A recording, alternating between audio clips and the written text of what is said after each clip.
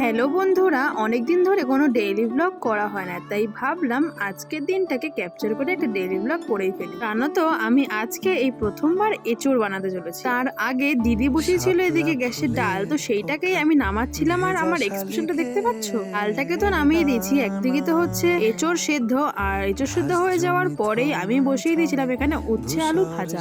সেদ্ধ হয়ে যাওয়ার পরে উচ্ছে আলু ভাজার আগে আমি এঁচোড়ের আলুগুলো আর ডিম ভাজা আর লঙ্কা ভাজা করে রেখেছিলাম। আর হ্যাঁ, আমার আর পুদুর জন্য করেছিলাম ডিম সেদ্ধ। দেখো উচ্ছে ভাজাটা ওখানে রেডি হয়ে গেছে, রেখে দিয়েছি। আর এদিকে সব ভাজা তো কমপ্লিট, রান্না ওইদিকে কমপ্লিট। এক পাশে হচ্ছে ভাত, আর এক পাশে আমি কি করে জানো, এই যে চিচোড়টা সেটাকে একটু ভাজার জন্য বসিয়েছিলাম।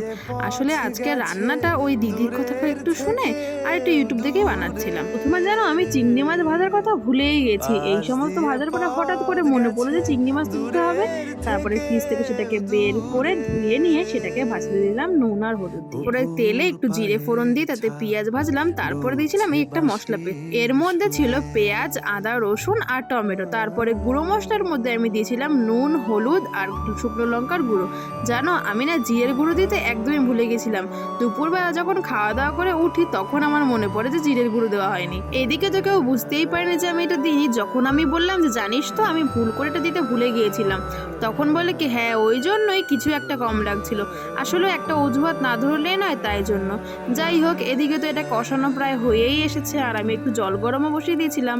ভাবলাম একটু জল গরম করে দিলে হয়তো বেশি ভালো হবে। আসলে প্রথমবার করলে আর যা হয় আর কি। অনির হয়েছে কাল স্কুলে প্রজেক্ট জমা, যার কারণে ও বসে বসে এদিকে প্রজেক্ট করছে। আর দেখো প্রজেক্ট লিখতে লিখতে একদম জিভ বার হয়ে গেছে। তারপর রান্না বান্না কমপ্লিট করে এসে এখানে যখন আমি নিয়ে আসলাম, পুদু বলছে কি ও মিমি তুমি কি চিকেন রান্না করেছো? আমি বললাম না, চিকেন তো করিনি, করেছি ইঁচড়।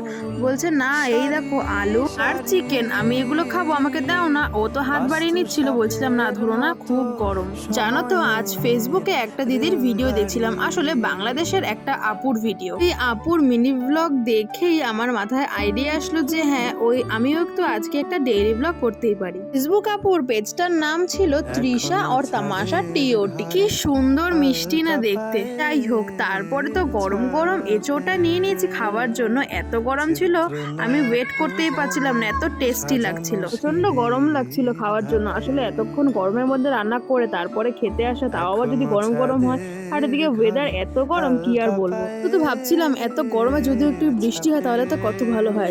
জানো তো, সন্ধ্যেবেলায় গিয়েছিলাম একটু হাবড়াতে একটু ট্রলি কেনার জন্য। আসলে দাদা একটু বেরোবে ডাক্তার দেখাতে, তাই জন্য যখন দোকানে আমরা ট্রলিটা কিনছিলাম তখনই হালকা ফুলকা হাওয়া দিচ্ছিল। সেরকম বুঝতে পারিনি ঝড় টর হবে, কিন্তু জানতাম যে হ্যাঁ আজ বৃষ্টি হওয়ার কথা আছে।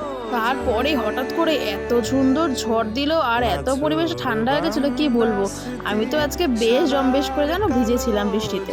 আর কি, ভিডিওটা কেমন লাগলো অবশ্যই জানিও। দেখা হচ্ছে কাল নতুন আরেকটি ভিডিওতে। টাটা।